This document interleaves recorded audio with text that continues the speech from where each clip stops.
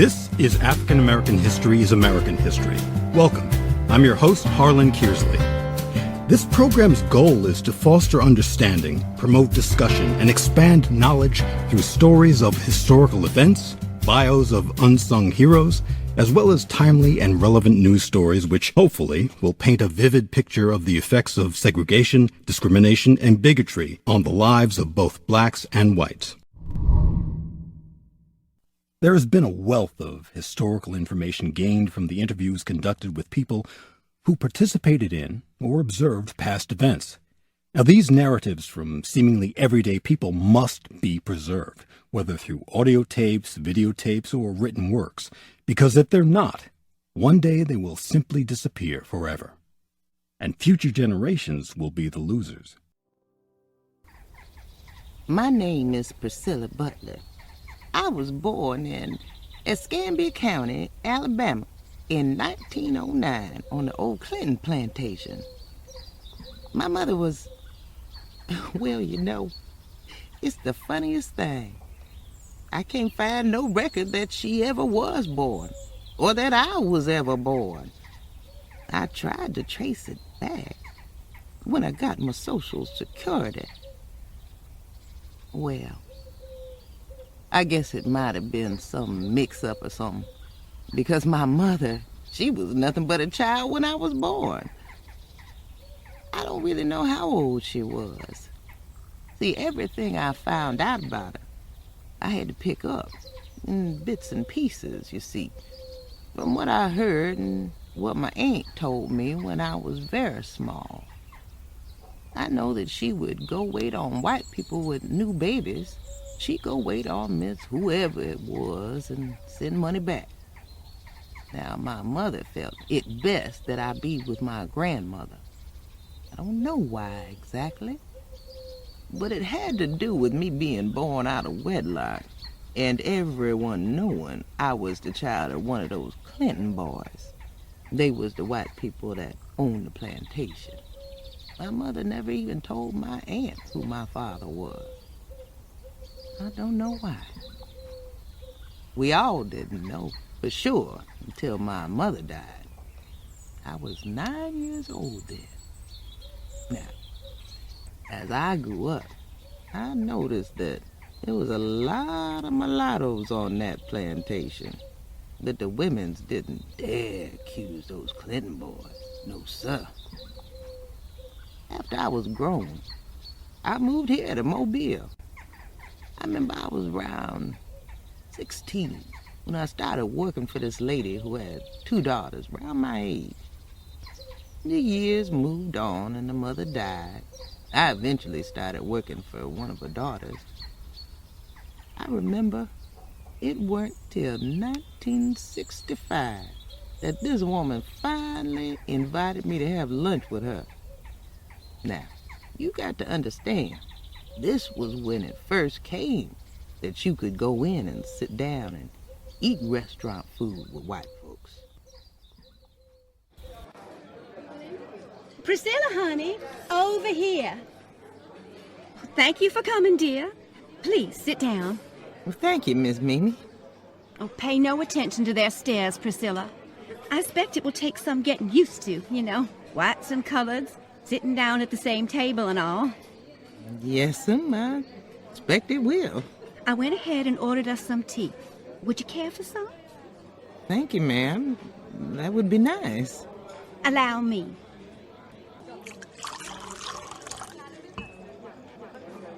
There you are. My, you know, this is the first time I've ever served tea to a Negro. I think it went rather well, don't you? You done real good, Miss Mimi. Why, thank you. Well, my dear, dear Priscilla, you're no doubt wondering why on earth I asked you to meet me here. Well, I simply wanted to let you know just how much we all love and respect you, dear Priscilla. Thank you. No, thank you. Why, you've been with us so long, I... Excuse me, Miss Mimi. Am I being let go? Let go? Oh, heavens, no. What would we ever do without you? as I was saying, you have been with us for so long. Why, we practically grew up together. You raised my babies from the time they first came into this world. Oh, my dear Priscilla, you are much more than simply a housekeeper. Much more. You know, I simply cannot remember a time when you were not a part of our family. Let you go, really, Priscilla. Oh, well, I thank you. Again, most kind. Oh, Piffle, I'm only telling the truth. And I think it is simply wonderful that your grandson, Roland... Robert. Robert, yes, simply wonderful that Robert is helping you with your duties. He's certainly growing up to be quite a young man. Yes, ma'am. He's been a mighty big help to his grandma. I sure care a whole heap for my Bobby. As I do for my granddaughter, Amy. Yeah, I expect so. They're about the same age, you know. Yes, ma'am. I reckon they are. Priscilla, let me come to the point. Are you aware that your grandson and my granddaughter have struck up a friendship? Oh. Well, that's nice. Yes. I mean, no. I mean, apparently this has been going on for quite a while. Now, I don't believe that this is just a friendship. As a matter of fact, I have seen them on more than one occasion. Talking to each other. Now, once I even saw them laughing. Together. Laughing. Out loud. They's just children, Miss Mimi. Children tend to laugh a lot. They ain't learned to be miserable yet. Now, you see here, Priscilla. You and I sitting together in a restaurant is one thing. And I've always been for colored people sitting wherever they want to on the bus. I simply couldn't say so at the time on account of my standing in the community. You understand, but I... Miss Mimi, you ain't never ridden a bus in your life. You always said you wouldn't be caught dead riding a bus. Be that as it may, I have always felt that way. Why, I was for desegregation of our mass transportation system long before Reverend King and those free riders. Freedom riders, Miss Mimi. Oh, yes, of course. But anyway, Priscilla, this is different. Different? Yes. Oh, my goodness, Priscilla, you know it is. Miss Mimi, they were just talking. Just two children. Talking. And laughing. Don't forget that. And if they were still just children, I wouldn't even bring this up. But you know as well as I do, they are both growing up. Don't you see where this could lead? If it's not stopped right away, these things have a way of escalating. Next thing you know, miscegenation. Do you know what that word means, Priscilla? Yes, Miss Mimi. I know what it means. It means... race mixing. It means going against the word of God and race mixing. Now, Priscilla, I care about you, and Lord knows I have no hate in my heart whatsoever for your people. But I just couldn't have. I wouldn't want your grandson to... Oh, please don't hate me, but it's just... You already have them children married off and living together. Just 'cause they laughed? It's just wrong, and you know it. Miss Mimi, you think I'm gonna sit here and tell you how wrong you are, don't you? You think I'm gonna give you a big old speech like them civil rights protesters do, Well, guess what, Miss Mimi? We both feel the same way. You don't want them together, and I don't either. Well, I'm glad to hear you say that. I always said you were sensible. But I'm gonna tell you something, Miss Mimi. Now, I don't know if my grandson and your granddaughter feels more for each other than just friendship, or if you just blowing this thing up to be more than it is. But I am gonna tell you something. Priscilla, would you kindly lower your voice? You and your sister have told me quite a few times about your feelings about colored people. I listened to it, and I listened to it. And you know what? I don't enjoy hearing it. Never did. Priscilla, perhaps this is not the place to discuss it. But as long as I'm working for you, I guess I gotta take it. But I'm gonna tell you something. Something about my hometown where I was raised up. There was a church there. Just one church that the white people go to. You go over there and you find nothing but white people. But now, there's Shiloh Baptist Church there, and there's St. Joseph's Methodist Church, and there's Holy Hill Church. That's 3 churches that the black people go to. And it's just as many people in those churches multiplied by 3 for that one white church. Now, when you walk into those churches, you'll find black people, brown people, tan ones, red ones. You keep on looking, you'll find ones as white as you is. And you know, a black man didn't do that. Well, what do we do? I'll tell you what we do, Miss Mimi. Accept it.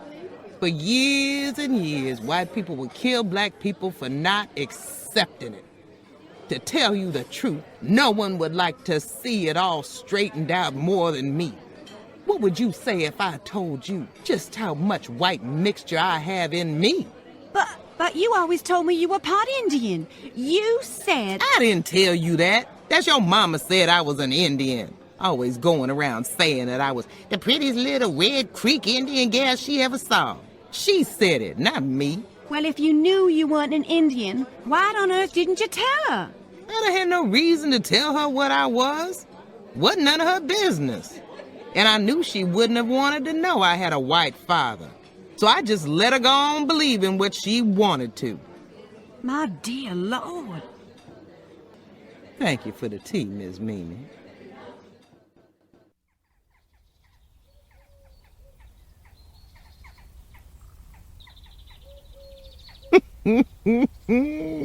Lord, what a day that was. I swear. As white as Miss Mimi was, I do believe she turned a half a shade lighter. It was good to get that off my chest, though. Of course, I didn't stay working for Miss Mimi after that. No. She said that because of my racial deception, along with my unladylike outburst in the hotel dining room, which, of course, caused her some embarrassment in the community, she had no choice but to let me go. I guess having your black maid talk to you like that in public, what else could a high society white woman do? I don't think she'll ever live that down. But you know what? I don't care. I'm glad I said what I said. Now, as for my mother, I don't know what it was that caused the mingling up. I don't know if it was rape or lust or real affection between them. I don't know. Never talked to no one about it. And no one wanted to talk about such things. In my mother's case, I spent quite a lot of time, trying to know. But I just don't. Just to be clear, not everyone during that time was as narrow of mind as Miss Mimi. There were a number of whites throughout the South who actually welcomed civil rights. Yet there were many more who reacted with anger and violence. They were afraid that if African Americans were ever to truly gain their civil rights in this country, the social and political way of life that whites had enjoyed for so long would be gone with the wind.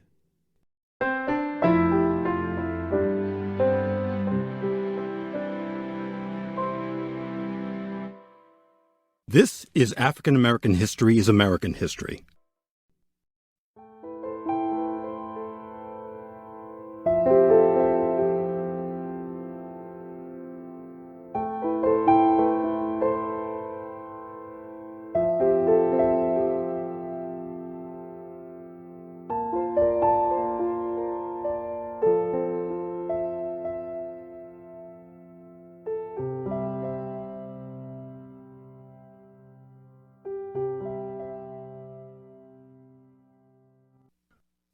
The first Negro appointed in Manhattan. That was June 28th, 1911. I was sworn into the New York City Police Department on March 6th, 1911. I'll never forget that day. never. That's Samuel Jesse Battle. He's just one of many African Americans who've made major contributions to this country and yet have become largely forgotten with the passage of time. Early in his career, Officer Battle was regularly pointed out by tour guides as New York's first colored policeman. Now, I'm sure it goes without saying that being the first black anything presents a great deal of challenges. And being the only black police officer in what was, at that time, a 10,000-member force couldn't have been easy. Now, when I went to training school, I didn't run into any discrimination. They were all rookies like myself. But after the 30-day training period, I was assigned to a precinct, landed in West 68th Street, and things really began to perk up. I thought I would be received like I had been at the training school, but no. Not one patrolman would even say hello to me. I got the silent treatment. One day, I found a threatening note on my bunk. The note was filled with a few choice racial epithets, and a hole the width of a bullet. I remember thinking about what the commissioner said about my running into difficulties, but I wasn't about to go to him and complain. I challenged my colleagues that had something against me to be a man and meet me in the cellar and take it out on my black behind. Nobody did. My superior officers were extremely nice to me, though. Big, thick Irishmen. They were supposed to be tough, but they were very nice to me. Of course, I did my duty, and I was careful.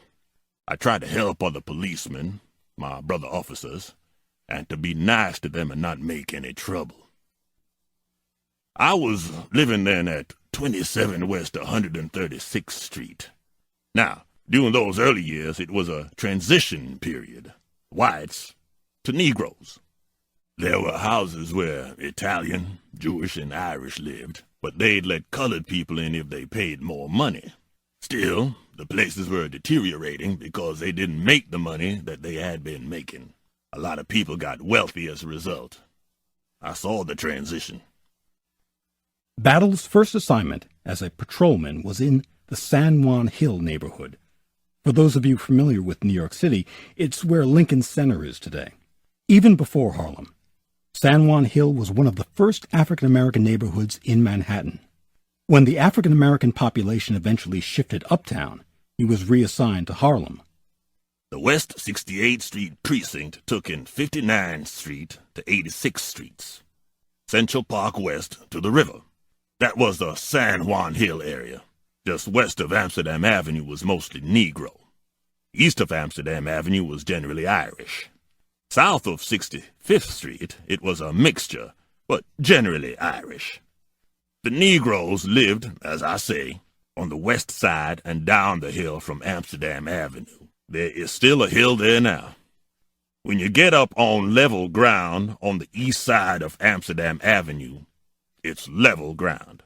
So San Juan Hill was named that in connection with a battle in the Spanish-American War, so that when these Negroes came onto the west side, they dubbed it San Juan Hill because they used to come up the hill after the whites. They had riots, many riots. There were riots in 1911 to 1912 when I was working there. I was on reserve one particular night. We had wagons to carry us to transport us to places when on reserve, but this was so nearby I didn't wait. I dressed quickly and was running down Amsterdam Avenue.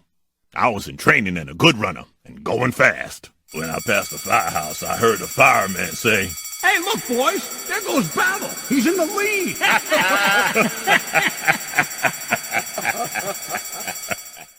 I went on down, and we got there with my squad. The whites and Negroes were battling. I saw the white cops beating up the colored people, and I thought, here's my chance to get even with them. I saw them whipping blackheads, and I was whipping whiteheads. I'll never forget that. We quelled it. We didn't make many arrests, because in those days you didn't have to. Today you'd be forced to arrest a lot of people to prevent them from taking civil action. What was the cause? Just interracial conflicts. They sometimes start a fight over a crap game or anything. Just some little thing like that. One will start a fight, and then they'll all get together, and you'd have a riot as a result. The result was that this didn't happen anymore. Then in 1913, when I was transferred to Harlem, I found that, of course, the white officers worked in an all-Negro neighborhood, practically. And they needed me as much as I needed them, and sometimes more because some of them were on posts where there were all Negroes. This story had gone out that he's a decent fella, and they began to treat me nicely and spoke to me and asked me to join their organizations and things of that kind. What a difference a century makes. Today, African Americans make up close to 25% of New York City's population and 18% of all police officers. Black, Hispanic, and Asian New Yorkers make up almost 48% among all ranks. Despite aggressive efforts in places like Central Harlem and the Bronx, recruitment of African Americans in the NYPD continues to decline. Now, there are many explanations for this decline. Everything from demographic shifts in the city's black population to the department's over-the-top stop-and-frisk tactics, which have done nothing but sow even more fear and distrust of the police in minority neighborhoods. Before the Civil War, life in the antebellum South had been built on slavery. Much of the South's social order depended on the idea of white supremacy and black inferiority. Whites were considered fit for freedom and citizenship, while blacks were nothing more than chattel slave labor. I have lived among Negroes all my life, and I am for this government with slavery under the Constitution as it is. I am for the government of my fathers with Negroes. I am for it without Negroes. Before I would see this government destroyed, I would send every Negro back to Africa, disintegrated and blotted out of space. Andrew Johnson, 17th President of the United States, February 26, 1863. By 1865, still steeped in the violence of slavery, white Southerners could hardly imagine blacks being free, let alone be their equals. The many horrific events that took place during Reconstruction definitely slowed, but did not stop, America's long march toward equality. In 1968, the phrase Southern Strategy was born. With the dismantling of the Jim Crow laws in the South, the Republican Party used fear and existing tensions to gain increased support with white Southern voters by appealing to the racism of black Americans. The GOP's Southern Strategy helped their candidate, Richard M. Nixon, win the presidency in 1969. It also pushed the Republican Party as a whole much further to the right. And there you have it. Riots, mass shootings, protests, government surveillance, police harassment, racial violence, discrimination, voter suppression, a pandemic. It seems that when looking back at 1968 and comparing it to today, you can't help but say, it's deja vu all over again.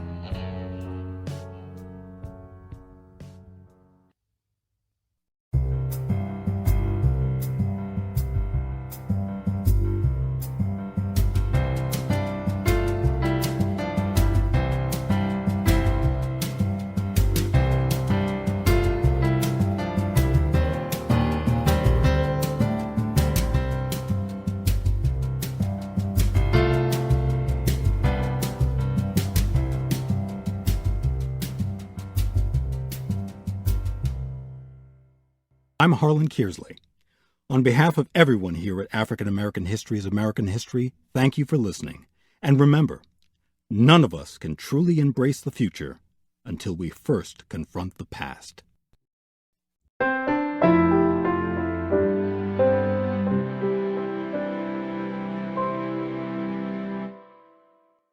African American History is American History. Copyright H.C. Kearsley, 2022. And if you haven't done so, please subscribe to the channel. Once you do, you'll be notified as soon as new episodes are posted. Thanks again, and please stay safe.